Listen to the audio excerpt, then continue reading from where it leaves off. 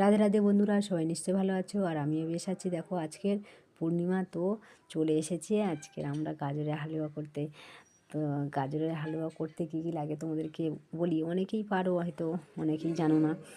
গাজরের হালুয়া কিন্তু খুব সুন্দর খেতে লাগে। তো গাজরের হালুয়া করতে এই যে আমি নারকেল কোড়া দিয়েছি, নারকেল কোড়া কিন্তু লাগে না। আমাদের ছিল, পূর্ণিমা পুজোর জন্য এনেছিল নারকেল, তো একটু বেশি ছিল, আমি দিয়ে দিয়েছি। আর কাজু বাদাম কিশমিশ আর দুধ লাগে।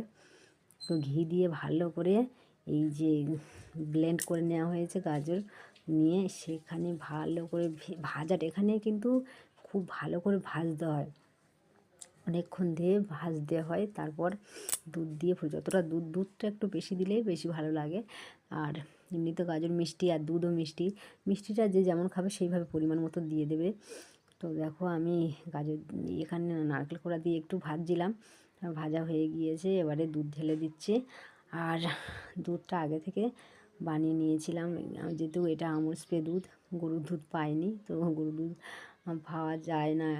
আছে এখানে গ্রামে হলেও গরুর দুধ সেইভাবে পাওয়া যায় না।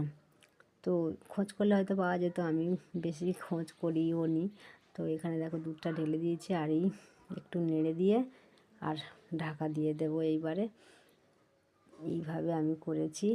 আর তোমরা এটা কিন্তু বাচ্চাদের জন্য করে দিতে পারো, খুব ভালো হেলদি খাবার। এবং এটা যেহেতু গাজর এ ভিটামিনযুক্ত খাবার, আমার ছেলে কিন্তু এমনি পায়েস খায় না, খেতে ভালোবাসে না এখানে।